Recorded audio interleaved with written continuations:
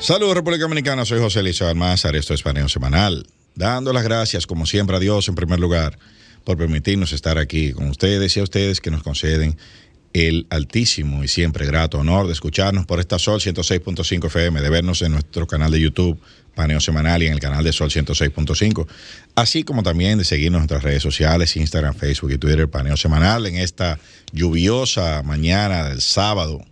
La lluvia se volvió 20 de mayo, las lluvias de mayo. Se volvió bien escaso.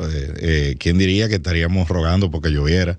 Pero gracias a Dios nos complacieron y está lloviendo. Así que Luis, bienvenido, como cada sábado, saludando a mi hermano y compañero Luis José Polanco. Muy buenos días, Eliseo, y muy buenos días a nuestros queridos y amables teleoyentes que nos dispensan el favor de su audiencia, como todos los sábados, de 10 a 12 meridiano, en este su programa Paneo Semanal, que hace un recorrido por las más importantes informaciones internacionales y nacionales, ¿verdad? Esta semana ha estado marcado por esa cumbre del G7, los 7 grandes países del mundo agrupados, ¿verdad? Italia, Francia, Alemania, Estados Unidos, Reino Unido, Japón y Canadá. Son los grandes 7, the Great Seven, el G7. Falta gente ahí. Y entonces, bueno, obviamente faltan personas, han sido invitados.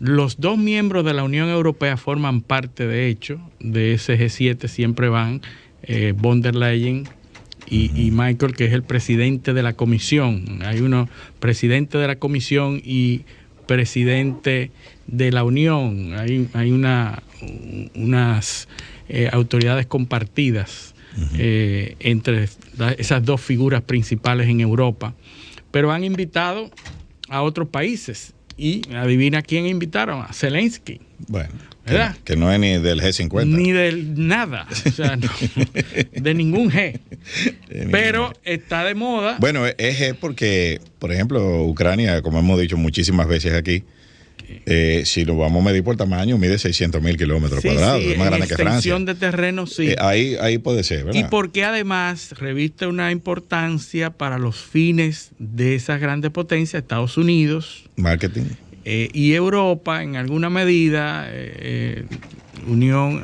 Reino Unido, porque es el receptor de las atenciones o las intenciones, mejor dicho, de esos grandes países de que reciba ayuda tanto de Europa como de Estados Unidos y principalmente en armas.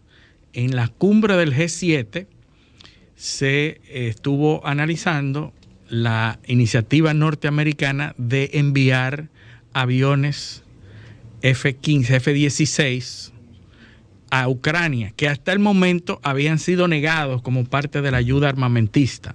Habían sido negados porque es un armamento de mucha moderno, es muy moderno y de un desarrollo. Al contrario, Luis. Bueno, el asunto es más moderno de lo que tiene. Exacto. Ya. Pero está sirviendo para el segundo piso, algo que hablamos aquí. Sí. Está sirviendo para que los países del G7 se rearmen con armamento moderno, y entonces le dejen. Yo mando el viejo a Ucrania para que lo desbaraten. Exactamente. Allá. Y en el proceso, ¿qué es lo que está pasando? Que las compañías norteamericanas que producen armamento se están beneficiando. Sin embargo, hay dos cosas ahí. Mira, esta semana estuvieron las redes alternas inundadas con una noticia que se produjo en el frente de batalla. Es del uso de un armamento ruso, el misil Kinsal, creo que se llama. Que es supersónico. Hipersónico.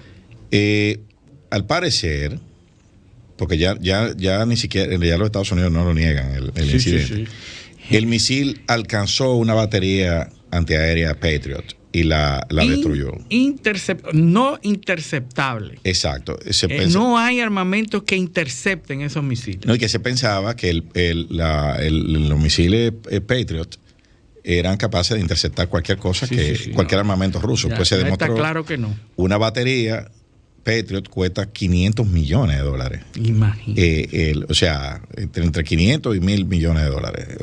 Entre 500 y 800 millones de dólares, perdón. Alguien en Ucrania filmó el ataque. El ataque, ¿no? El incidente. Donde la batería Patriot disparó como 30 misiles antes de ser impactada, y como quiera. Cada misil cuesta de lo que dispararon alrededor de $5 millones. Wow. Entonces calculan los medios, algunos analistas, que ese incidente le costó alrededor de $800 millones de dólares. Increíble. Y que entonces eso es ahora, un solo incidente. Ahora, no, lo que eso destapa, porque la superioridad de un armamento ruso. No, es que eso es una compañía que cotiza en bolsa miles de millones de dólares, los fabricantes del Patriot. Sí. Las acciones, me imagino que bajaron, se vieron afectadas. Claro, porque el valor es que la tecnología es imposible de vulnerar. Creo que Raytheon Missiles, creo que es el que lo fabrica. También se está pidiendo al gobierno de Israel que facilite el Iron Dome.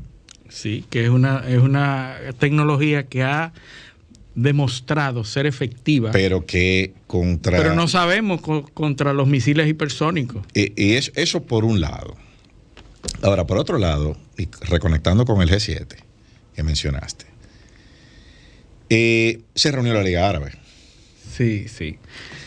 En un proceso anterior. ¿Qué tienen bueno, la reunión fue, creo que antes de ayer. Antes de ayer, lo que pasa es que esa fue en... Sí, bueno, porque Zelensky estaba Zelensky fue a una y después fue a la otra. Zelensky apareció de sorpresa en la reunión de la Liga Árabe, donde el invitado central era nada más y nada menos que Bashar al-Assad, que tenía 12 años expulsado de la Liga Árabe. Sí. ¿Y qué dice Bashar al-Assad? Discurso interesantísimo. Donde él dice que él le pide a los estados de la Liga Árabe, primero, aboga por el panarabismo. O sea, volver a unificación de la región. Pero él lo está readmitiendo, o sea, un invitado, y cuando se sienta a la mesa, lo que dice, hay que respetar la soberanía de cada país. Sí. O sea, yo estoy aquí, pero yo no vengo aquí a coger línea. ¿Y quiénes son los que están metiéndose a decir de Siria, Estados Unidos? Exacto. Ahora, están ahí metidos. Exacto. Están metidos, pero están metidos los rusos. Los rusos tienen tropas en Siria. Pero los rusos es a petición del gobierno. Claro. Ellos sí permiten a los rusos. Exactamente. Los rusos son los invitados. Los invitados de los que Siria están ahí sin ningún tipo de vamos a decir, de autorización, son los norteamericanos. Sí. Entonces, fíjate cómo vemos los dos bloques y a dónde es que quiero llegar. ¿Cuál es la transversalidad en esos dos cónclaves que se dan? La irrelevancia a la ONU. Sí. La irrelevancia a la ONU. No, infuncional, o sea, completamente infuncional. La ONU se ha vuelto inoperante. Sí. ¿Para qué se crea la ONU? La ONU se crea para garantizar la paz mundial. Sí, y para garantizar la igualdad entre los países. Probablemente, creo que había un secretario de la ONU que decía, la ONU no nos lleva al cielo, pero nos evita ir al infierno en el mundo. o dicho de otro modo, no produce la paz, pero evita la guerra. Ahora, ¿qué es lo que pasa? Del siglo XX en adelante, las guerras ya no son entre países después de la Segunda Guerra Mundial. Son guerras internas. Guerras internas y se producen guerras proxy. Exacto, en los conflictos internos. Exacto. Los países, ¿qué pasa? Que esas guerras se trasladan, se confinan en territorio determinado y se escudan en conflictos étnicos y en conflictos políticos de diferentes. Entonces, ¿qué pasa? Que la ONU no está diseñada para eso. A ese tipo de conflicto, lo que pasa en Haití. Exacto, exactamente. Fíjate por de dónde venimos. Sí. Todos no tiene un marco legal que garantice la Claro, efectividad en ese tipo de conflictos. Entonces, la paz, porque ahora volvemos otra vez a la etimología y a la profundidad del lenguaje. ¿Qué es la paz, Luis? ¿Es la ausencia de guerra? No. No. No es la ausencia de guerra, porque el que haya un conflicto que no sea bélico no significa que hay paz. Sí. ¿Entiendes? O sea, ¿cuáles son los objetivos de una misión, por ejemplo, de la ONU, cuando entra a un lugar de conflicto? ¿Cuáles son los objetivos? ¿Resolver el conflicto o eliminar la capacidad de defensa o de ataque que tengan las partes? ¿Entiendes? Sí, o sea, sí. Eso pasa en Haití. ¿A qué fue la MINUSTAH? Haití. Bueno, a resolver un problema X, político. Bueno, un problema de autoridad que no había. Claro, no hay, pero dejó autoridad. No, tampoco. No lo logró. ¿Entiendes? Entonces, todos esos bloques se van moviendo. ¿Qué pasó hace un par de semanas? Los BRICS. Los BRICS. Por eso te decía, cuando tú mencionabas el G7, ahí falta gente. Sí. ¿Dónde está? En los países grandes falta gente. ¿Dónde está India? Sí. Por ejemplo. Bueno, India fue de las invitadas. Sí, invitado, pero invitado del G7. Siéntese aquí a oír. Sí. ¿Entiendes? Siéntese aquí a oír lo que nosotros vamos a decir. Sí. Entonces nosotros invitamos. Los invitados fueron Australia, Brasil, India, Indonesia, porque forma parte de la Asociación de Estados del Sudeste Asiático. Claro. Es el presidente temporal. La República de Corea. Y lo que fabrican armas. Comoro, que es un paísito que hoy tiene la presidencia de la Unión Africana. Y las islas Cook Island, que también tienen la presidencia del Foro del Pacífico. Exacto. Entonces, y Vietnam, que no entiendo Vietnam por qué, pero esos son los países invitados a la G7. Pero, exacto, pero ¿cuál es y el criterio? obviamente las organizaciones invitadas, Naciones Unidas, la Agencia Internacional de Energía, el Fondo Monetario Internacional y el Fondo toda esa gente Organización de Economía. Va de oyente, de invitado. Sí. Y hay una serie de temas que forman parte del documento escrito que firman todos los países. Pero de lo que menos se logra es eso, porque todos esos documentos parecen ser fotocopias de todas las demás cumbres anteriores. Porque son documentos que no son vinculantes. No solamente que no son vinculantes, sino que ya todos los países saben y han hecho. O sea, lo único que se habló ahí que cambia el panorama es la agenda norteamericana de ayuda a Ucrania, de cambiar la preponderancia de Rusia en la guerra, cambiar el peso que está teniendo Rusia y el éxito que está teniendo Rusia en Ucrania. Y entonces los norteamericanos van cada vez más, pero cada vez que sucede un tipo de acciones como esta, lo que hace es beneficiar a las empresas norteamericanas, porque todas las decisiones de Norteamérica tienen que ver con algún interés. Se está tratando de tapar un recipiente que tiene una cantidad de fugas de agua, por ejemplo, de líquido. Sí. Entonces cada vez que tú pones un dedo en una fuga aparece otra. O sea, porque ante cada movimiento del core, o sea, del núcleo de la comunidad internacional, te surge un movimiento de países voy a decir no alineado, para usar un término de los años 70. No alineado, 80. Sí, eso era. Sí. En los 70, en los 80. O te surge un conflicto que estaba como durmiendo, se reactiva. Y hablo del caso por ejemplo, de Sudán. Que es un reflejo de esa guerra proxy. Sí. Fíjate que donde quiera que hay rusos y americanos con algún conflicto, está estallando un problema. Está estallando, claro. O hay un movimiento político de importancia. Sí. No, y lo que está pasando con respecto al liderazgo de los Estados Unidos en el mundo entero, en el plano económico. No, y no solo eso, y de las fichas de Estados Unidos, como por ejemplo Israel, que está teniendo una crisis política interna. Por problemas ¿con qué? Con la democracia. O sea, hay una tendencia a los gobiernos ultra. A los radicales. A los radicales, un intento un intento de remodelación. Religioso. Y un intento de vamos a decir, de control de los tribunales.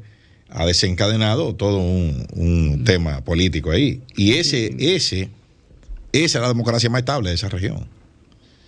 Y fíjate cómo ahora ya resulta que hay un riesgo de que no sea así.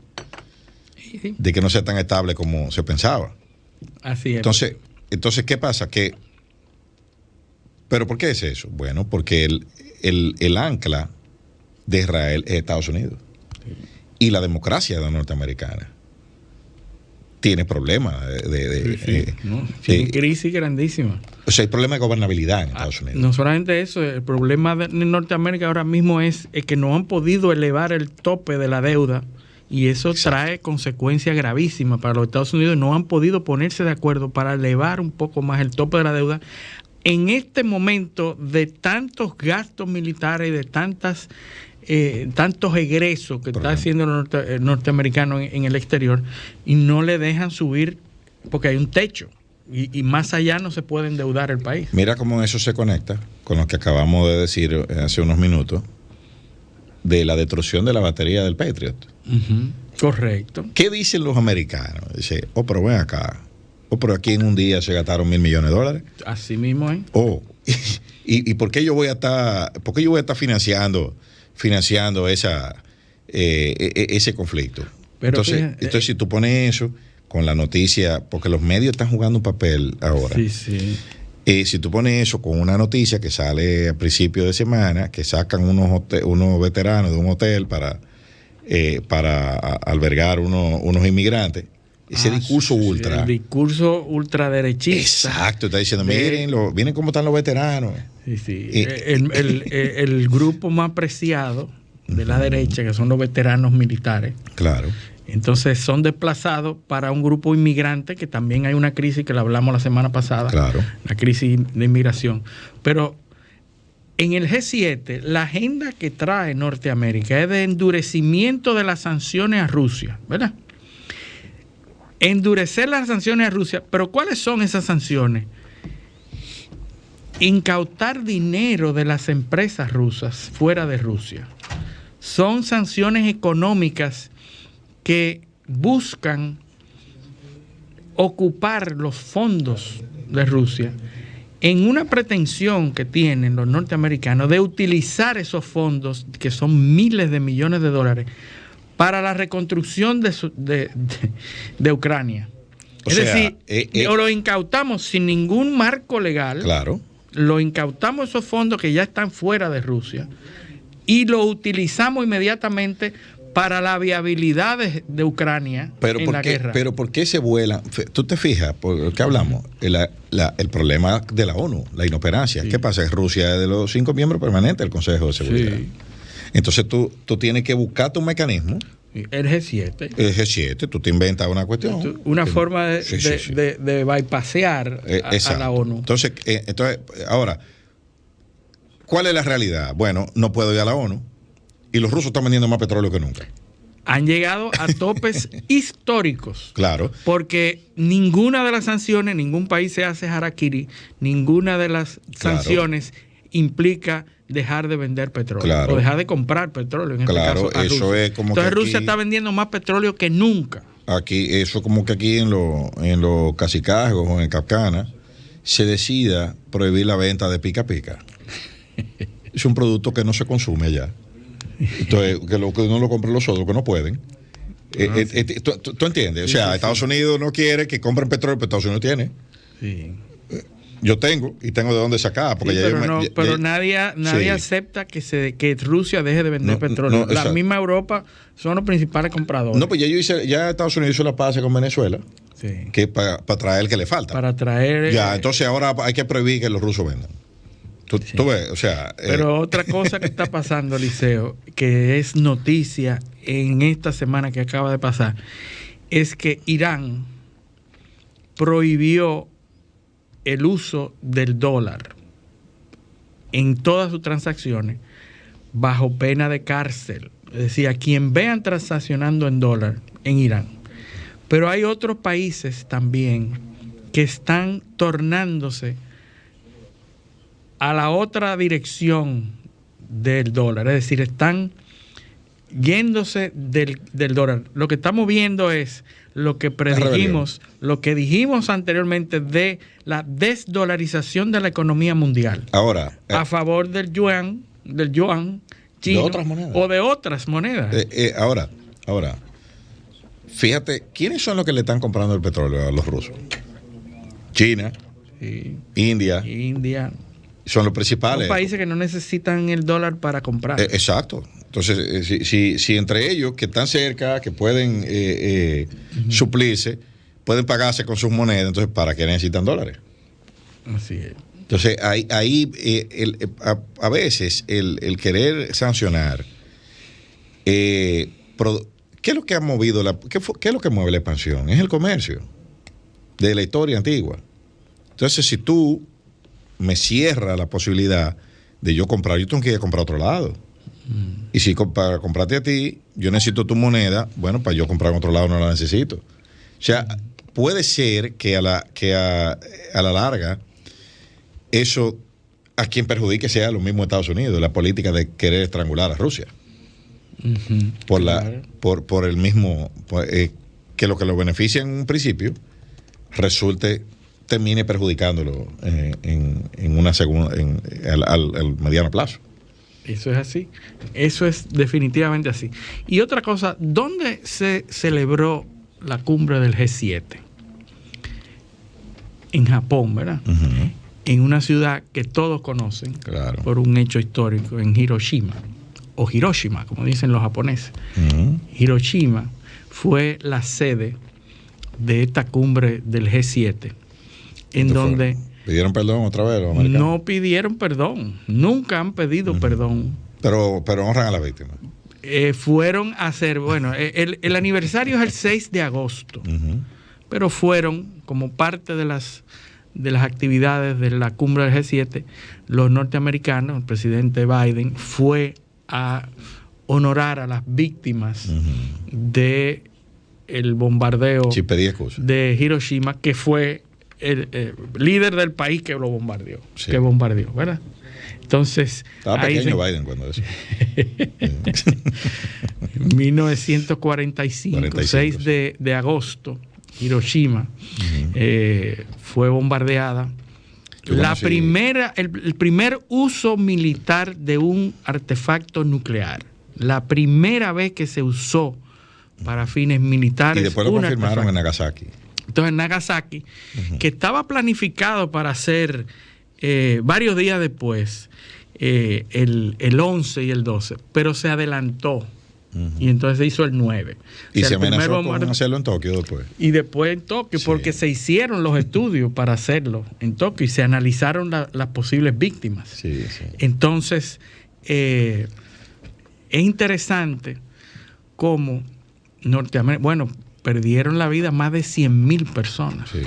100,000 personas. Y los documentos que se desclasificaron fueron sumamente interesantes, porque hasta ese momento no habían difundido ni enseñado los estragos que causó. Que pasa que 20% de los 100,000, casi 20,000 fueron militares, pero el 80% fueron civiles. La guerra había alcanzado un punto que dicen los americanos lo definen como un hurtling stalemate, o sea, un estancamiento. Un estancamiento como está la de Ucrania. Exactamente. Entonces, y como lo alcanzó la guerra civil en su momento en Estados Unidos, hasta que vino el tema de la abolición. Sí. Son Eso puntos, fue lo que giró la balanza. Ajá, son puntos de inflexión que giran, inclinan el conflicto hacia un lado o hacia el otro. El día D en la Segunda Guerra Mundial, etcétera. Habían estudios de cuáles eran los posibles escenarios en la Segunda Guerra Mundial, en el conflicto de Japón, para dar el paso definitivo. Y la alternativa a la bomba atómica era la invasión terrestre de Japón. Era difícil. Bueno, los cálculos de baja eran en las decenas de miles para los Estados Unidos. Los cálculos más conservadores. O sea, intentaba un asalto anfibio ahí. Entonces lo que quedaba era un bombardeo. Un bombardeo que hay que recordar el famoso Manhattan Project, que dirigía Oppenheimer. Tenía todos los estudios del impacto de un artefacto nuclear y todo lo que podía causar, y se presentaron. Luego, documentos que se desclasificaron enseñaron el proceso de cómo se decidió. Todavía no queda claro de que el presidente Truman tenía los datos. Claro que tampoco iban a decir que lo conocía. Claro. Recuerdo una novela que se hizo después en donde se divulgó que el presidente Truman se puso la mano en la cabeza cuando supo las cifras de los bombardeos y de las víctimas civiles. Recuerda que... Pero eso no está claro, eso es novelesco. Nadie puede dudar que el presidente sabía exactamente. Recuerda que la campaña del Pacífico en la Segunda Guerra Mundial, la cantidad de islas que habían ahí, por ejemplo, hay eventos que son épicos en la guerra. La batalla de Midway. Y la captura de Iwo Jima. De importancia estratégica una de las mayores victorias norteamericanas frente al imperio japonés. No, y lo importante era que eran islas donde se podían hacer aeródromos para garantizar que los bombarderos alcanzaran. Porque el problema de Japón era que era inaccesible por la distancia. Entonces primero hubo que hundir la flota completa, la flota naval, para quitarle la capacidad ofensiva, y después entonces empecé a capturar isla por isla para que los bombarderos pudieran llegar y hacer daño. Entonces no hay pedido de excusa, lo que hay es honor a las víctimas que cayeron. Esa siguió siendo la línea de los Estados Unidos, que se mantuvo hasta Vietnam. En Vietnam murieron 58,000 norteamericanos, pero murieron más de 2 millones. 2 millones. O sea, yo estaba viendo unas estadísticas en estos días a propósito de la destrucción del misil Patriot y eso, del negocio que representa. Negociazo. Por ejemplo, los helicópteros Huey. Para el conflicto de Vietnam se ordenaron más de 12,000 helicópteros Huey y tumbaron casi 6,000. Increíble. O sea, en el conflicto de Vietnam. O sea, la mitad de lo que compraron lo tumbaron. Eso fue una gran derrota en el conflicto. Pero ¿cuánto costó eso? Mucho. En vidas humanas y en dinero. Compra 12,000 helicópteros y pierde la mitad de los helicópteros. En vidas humanas sí, 58,000. Es una vergüenza. 58,000 son muchos, pero 2 millones y pico del otro lado. Es una cosa. No, y hay que recordar los eventos antiéticos del rociado del gas naranja. De la gente naranja. La gente naranja, el herbicida, lo que lo rociaban era napalm. El napalm, correcto. Para quemarlo. Eso era. Pero bueno, eso ojalá que la humanidad no tenga que vivir otra vez. Bueno, Rusia, tú hablabas de que la guerra se pone en un estado de no inflexión, de un punto de estático, como está la guerra ahora de Ucrania. Cuando Norteamérica habla de ceder los F-16, Rusia responde diciendo que las consecuencias pueden ser fatales para Occidente, implicando que pudieran comenzar a utilizar armamentos nucleares. Y el ataque a esa batería Patriot dice, mira, yo tengo cosas que tú contra las que tú no tienes defensa. Pero bueno, tenemos que irnos a nuestra primera pausa. Vámonos a la pausa. Esto es Paneo Semanal, no le cambien.